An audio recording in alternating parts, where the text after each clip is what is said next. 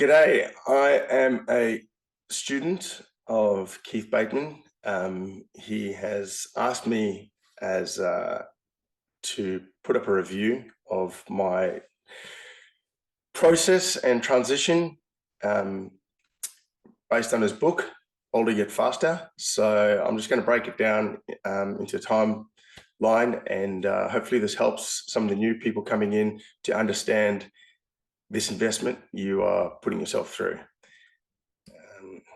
Give me a sec. So who am I? My name is Jigs Jeffrey.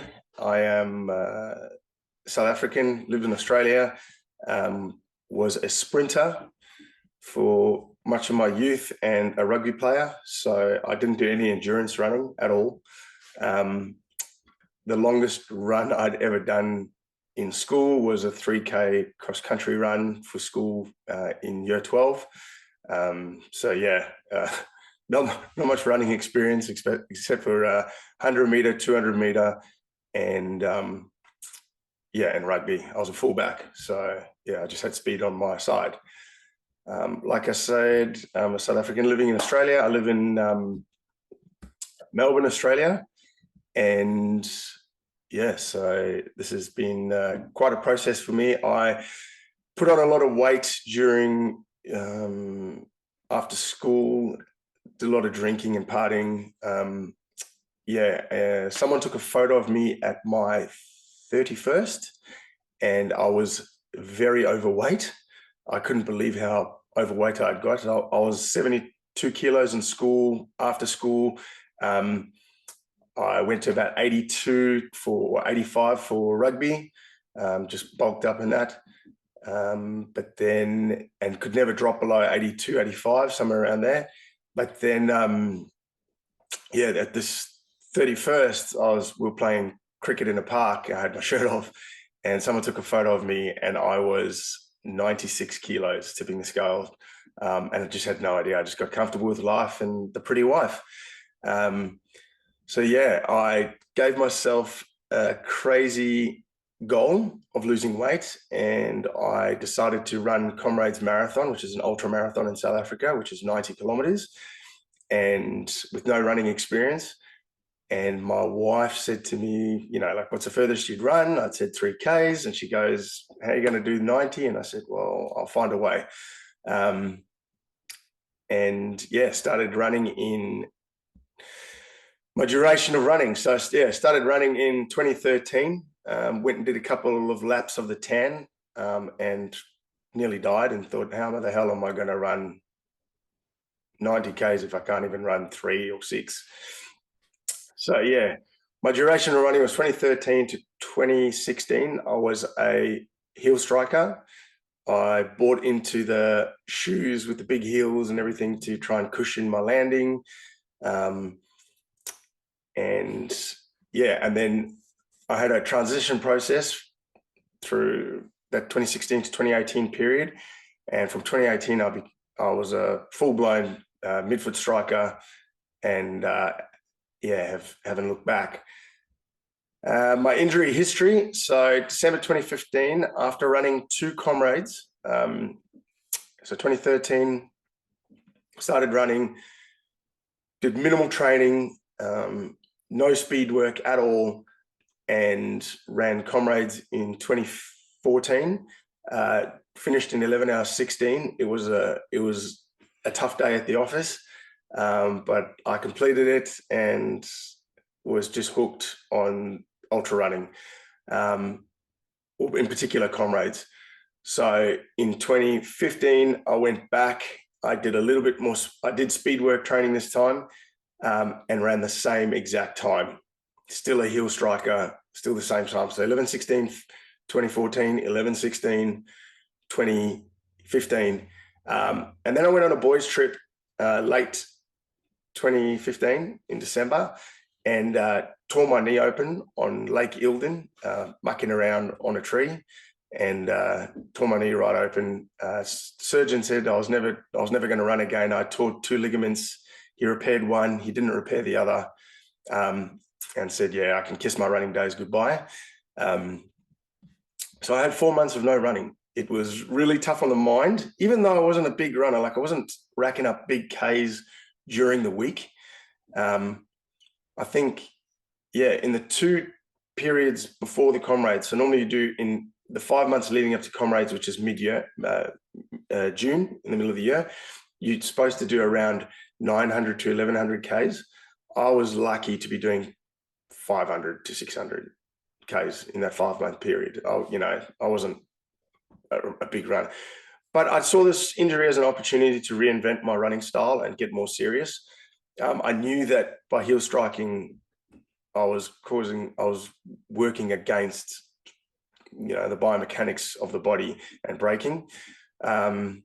So yeah, I enlisted myself. I wanted to run Comrades again in 2018. So I got myself a coach who was a Comrades specific coach, and he directed me to Keith. This coach's name was Norrie Williamson, and he was coaching me from South Africa, and he had me video myself and send in footage of me. And he looked at me and he said, you're a heel striker. I recommend you go and read this book called Older Yet Faster. Now, I'm not a big runner, but this coach who was specific for training me for running Comrades he was teaching me a walk-run strategy, and said I go read this book from Keith. So I got the book, started reading it, and went, I hate reading. I'm just going to contact this guy, Keith, and see if I can do like a one-on-one session with him. Thankfully, through Facebook, I found him. He said, yes, come up to Sydney. So I flew up to Sydney, saw him for about 2 hours. The session went for about an hour and a half, 90 minutes. And within 90 minutes, he took a look. Here's a video of that session. Okay. And he took a look at it and said, listen, yeah, we can fix you, and got me to run around barefoot. And in an hour and a half, he got my mind understanding and feeling the transition change, which was the building block. And that was the start of something very new. So late 2016 to mid 2017 was this transition period of about 8 months or so, 9 months. And yeah, it was a process. Just diving back to my injury history, mid 2018, I injured myself at work. So I was training for Comrades after this transition period, went to Comrades with this new running style. Wasn't perfect, but it was much better than what it was. So changed all my work shoes, everything to a 0 drop shoe. It was a long process. I'll touch on that in a second, but yeah, changed all my shoes, everything to a 0 drop shoe, and injured myself at work, and had another 3-month layoff period after Comrades. And in that Comrades in 2018, I ran a 950. So obviously the training wasn't too much. Like there was a specialized training in there. It was a walk-run strategy. Still had a better time, but I wasn't picking up injuries during running because of my style. I actually picked up an injury at work due to them introducing a contract where we had to wear heavy boots, work boots, steel cap boots that had a heel on them, a real big heel that prevented your foot from splaying and flexing the natural way it's supposed to. And I actually injured myself stepping out of a vehicle and landing on my heel and causing a tear in my heel, which then turned into a spur, which really prevented me from kissing the ground as I was running when I was midfoot striking. But I went and saw, so they put me in a moon boot for, I think it was like 10 to 15 weeks. I had no money running for 3 months. They actually tried to get me to sign a new contract telling me that in my contract I wasn't allowed to run whilst employed with them. Yeah, whatever. But anyway, I just worked through it. Didn't have any surgery and started to perfect that running style better, to not have to let my heel kiss the ground so much. Look, naturally, your foot does have to kiss the ground at some point. All the elites do it, but I wasn't really slamming the ground with my heel at any stage. So how do I feel about this transition process, and was it worth it? Look, two things come to mind when I think about this. Men lie, women lie, math does not lie.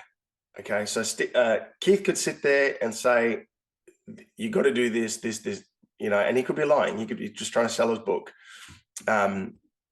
Someone, if you go see a foot specialist and they want to put you in orthotics or something like that. I mean, I had the biggest issue with someone telling me I must wear orthotics to compensate for a heel pain or an injury because of my foot, and yet they'd never run. Like I found a real hard problem with that. I wanted to fix the root of the problem, and this is why I did this transition process. So yeah, men lie, women lie, math doesn't lie. You only have to look at Keith's results when he changes. He was running barefoot, and the science behind braking force. You know, like when you're putting a heel out in front of you, you're braking. Why would you want to run faster if you're going to brake? And all that shock being sent up your body, through your knees, through your hips, through your back. I got asked this the other day, you know, what do you think was the main driver for you becoming a better runner now, like today? And I'm a very different beast now from what I was, you know, even at the beginning of when I became a midfoot striker. And I think it comes down to, you know, if you think of a person who bench presses, if you had to ask that person, what is the one thing that is the foundation for you for being good at bench pressing? Most people would say, oh, you need to work on your chest or your arms. It's not, it's your back. If you have a strong back, you can build your chest and your arms on top of that. It's the same with running. It's not your glutes, it's not your quads, it's not your calves, it's your feet. If you can strengthen your feet and let your feet do what they're designed to do, and that's have room in a shoe to splay and to flex, then once you build on top of that, everything else will work properly going up through your knees, through your quads, glutes, back. But if you can strengthen those. And so one of my sessions that I put down to, that I do religiously 2 to 3 times a week, and I might only do it for 20 minutes, I might do it for 40, maybe 60, but on average around 40 minutes, is I run barefoot on grass. I find 2 cricket ovals that are next to each other, and instead of running around an oval, I run in a figure 8. So I just keep doing this. So I'm never running on the same side the whole time, like running on a track. I'm alternating between sides, running, you know, going around the track on the left, then the next track oval I'm going around on my right, and just balancing it out. So yeah, the math doesn't lie. And then secondly, humans are terrible investors with money and with anything. Investing your time, we're terrible because of emotions, because we get drained by not getting the results quick enough. And so you really have to be, if you're investing into this, you really have to be, remove your emotion, trust the process, and have patience, have a low time preference. I went into this wanting just to run a sub 3. You know, when I started my running career, I ran a 4 hours 30 marathon, just over 4 hours 30. All I wanted was to run like a close to 3 hours 30 marathon. That's all I wanted. When I did this process of changing over, this transition, I had a low time preference. I didn't want to run, you know, as soon as I'd done the transition period in 2017, mid 2017, I didn't expect to run a sub 3:30 marathon in 2018. You know, that was not my goal. I knew it would take time, and I just had to trust the process, be patient. And if I built out the framework, the results would come. I mean, Keith's results came, these results came, you know, like In 2015, when I ran Comrades, I did 9 hours 50 for 90 Ks. So it was a battle. It was a battle from late 2016 to mid 2017. It was a real battle mentally. Many times I thought to myself, through that 2016, 27 period, I thought to myself, God, I can't even run 2 kilometers changing my my style, because I was building strength and new muscles I'd never really used, you know. And I thought, you know, a year ago I could run 90 Ks in 9 hours 50. Why don't I just go back to that? Sorry, in 11 hours 16. Why don't I just go back to that? Like, that was, I know I can run 90 Ks. Here I can't run even 2 to 3 Ks because my muscles were just locking up. It was so painful, but I knew that if I didn't rush it and I just worked at it, it would come, those muscles would build up, those ligaments would adapt, and I'd become better. And it did. Like, that it came. I mean, I'll just share with you, I'll finish off now. I'll just share with you just some of my times here and what's happened over this course of this period. So that, 2016 to 2017 was this period here. You know, I couldn't do a marathon. Like, I'd run a Comrades in 11 hours. It was 11 hours 18. I couldn't even run a marathon. Like, I was just awful. My times were just, I was really, really struggling. But I just kept chipping away. You know, this transition period, some of these times I probably went back to a heel strike, but I just kept chipping away and working on form work, working on grass work. That's been really key for my success. It's not for everyone. Full transparency, I run in ultra shoes, which is a 0 drop, which I had to slowly, I just walked in 0 drop shoes all the time to really adapt. And then I got myself after 2018, I got myself a shorter distance coach to focus on shorter distances to build up speed. And then I'd build endurance on top of that, and and condition my legs for endurance. And this, 2020, I started getting some good times, but this last year has been incredible, like unbelievably incredible for me. And I think my best is still to come.